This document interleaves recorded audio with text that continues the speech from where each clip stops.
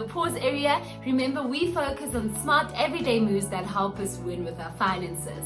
Please give us a huge thumbs up if you enjoy our content, because this helps us reach more people. And if you haven't subscribed and you feel like this is a channel that you enjoy and appreciate, please do subscribe. Otherwise, do share and comment down below, and let's get the conversation going. So today I'm just sharing a few tips, and it's going to be a very quick and short video of things that you need to be mindful of when you're thinking of investing. So this year, one of my goals, apart from saving, is to start investing. And there's a lot of information and content around investment and investment strategies, and these are things that you need to be mindful of.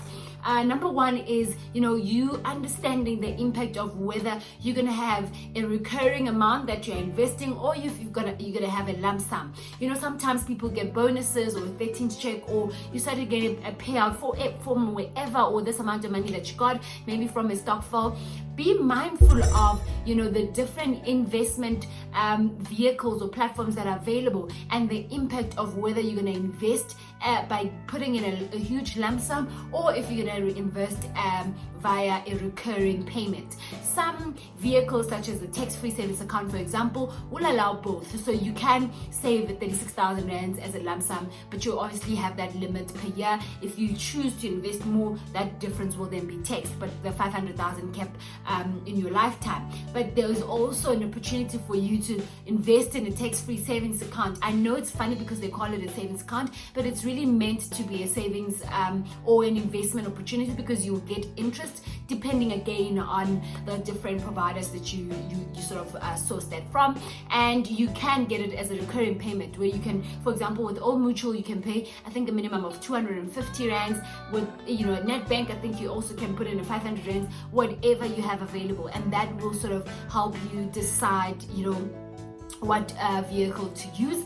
Another thing that I've sort of learned now, or picked up, when it comes to lump sum investments, is that you also need to understand as an individual why you're investing, because there are different instances when it comes to your lump sum. Number one, you could be putting in a lump sum because you're trying to create wealth, right?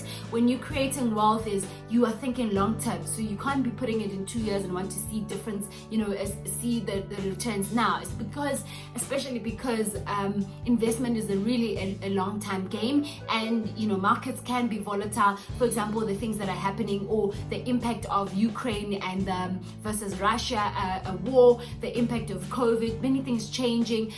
For example, even the floods in KZN might affect your investment. So be mindful that if it's wealth creation that you are investing, then you need to be thinking long term. Second thing is that if you are looking to invest for income generation, then that changes the mindset, and it changes the the platform that you sort of want to invest in. For example, you can decide to invest in property, for example, and get rental income. Is it because you are trying to bump up your existing income as an individual? That will change obviously where you invest your lump sum, because if you're looking at income generation, then it's you also need to be looking at vehicles that are going to give you that money every month, because that's why you're investing. And number three, the other thing is that, are you also investing because of wealth protection?